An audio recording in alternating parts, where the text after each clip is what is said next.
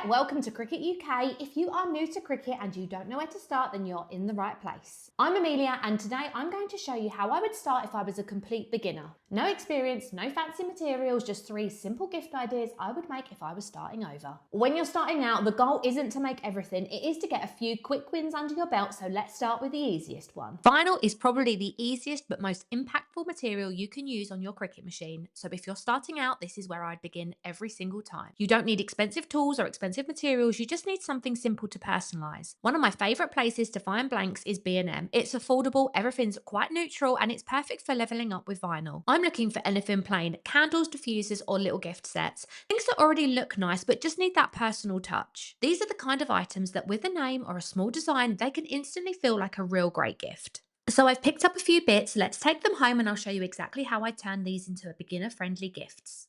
Once I'm home, I always start by opening Design Space and measuring everything up that I'm working with. This part is really important because it means your design is actually going to fit properly first time and there's no guesswork. If you're a beginner, don't overcomplicate this, just grab a ruler, measure the space that you want to sit your design on.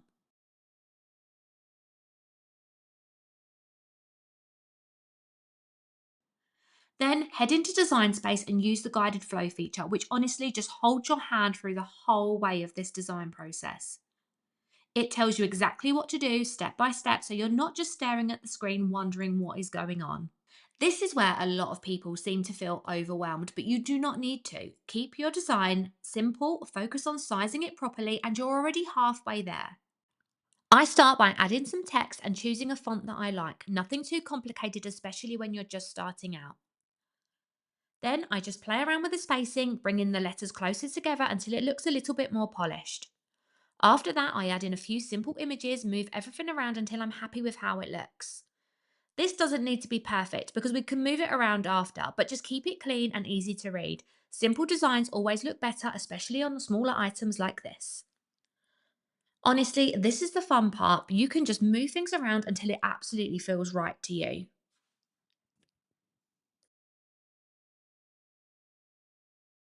Once I'm happy with the layout and I've put a few more little finishing touches to my design, I change all the colours to what I would like and I'm ready to send it to cut.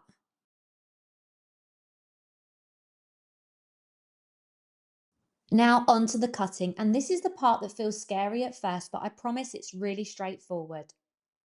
I'm using a green standard grip mat for all of this, and I just place my vinyl onto the mat and line it up with the grid and press it down so it's nice and secure.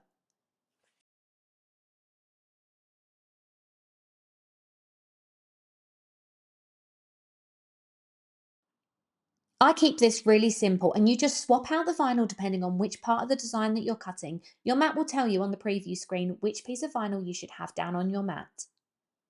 So instead of overcomplicating it, just cut one colour at a time to start and changing the vinyl on the mat as you go. Once that's ready, I load it into the machine and follow all the prompts in Design Space. This is where Design Space keeps holding your hand. It really is easy. It literally tells you step by step what to do next.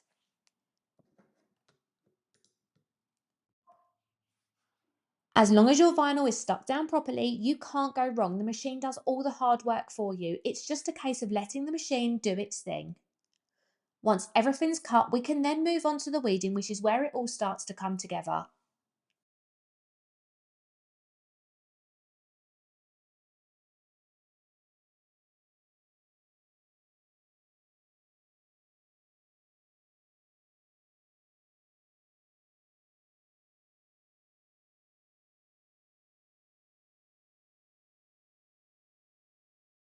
Now onto the weeding. This is where you remove all the excess vinyl and start to see your design come to life. Take your time with this, especially if your design has smaller details.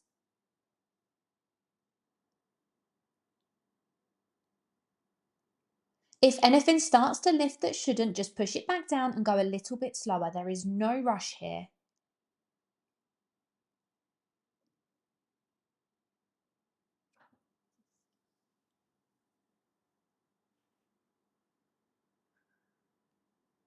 Once that's done, I'm using transfer tape to lift the design and to place it down onto my item. I cut a piece of transfer tape to size to do this.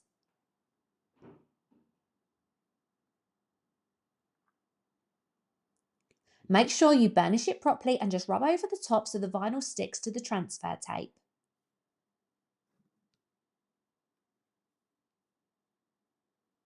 Then I simply line it up where I'd like it to sit and press it down.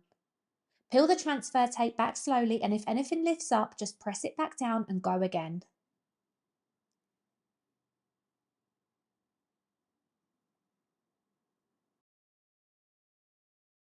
The rest of this design is peel and stick, so I just remove it off the backing sheet and place it straight down onto the candle.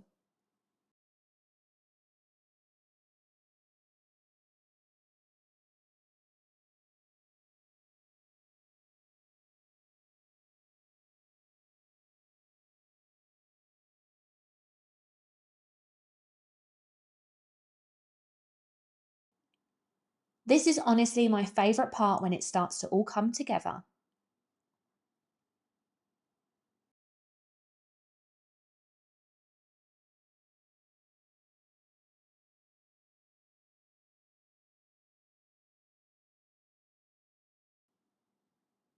And that's it, such a simple way to completely transform something like a candle.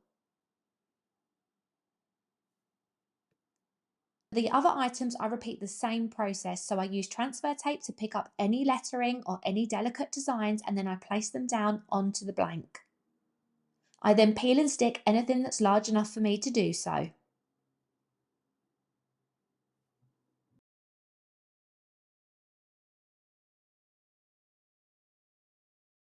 And that's it. 3 really simple, easy gifts that you can make as a complete beginner just using vinyl.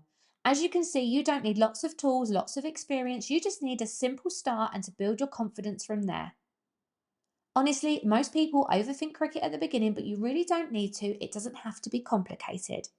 If you're just starting out and would like more step-by-step help, please make sure you subscribe and I'll show you exactly how to make and what to make using your machine without the overwhelm.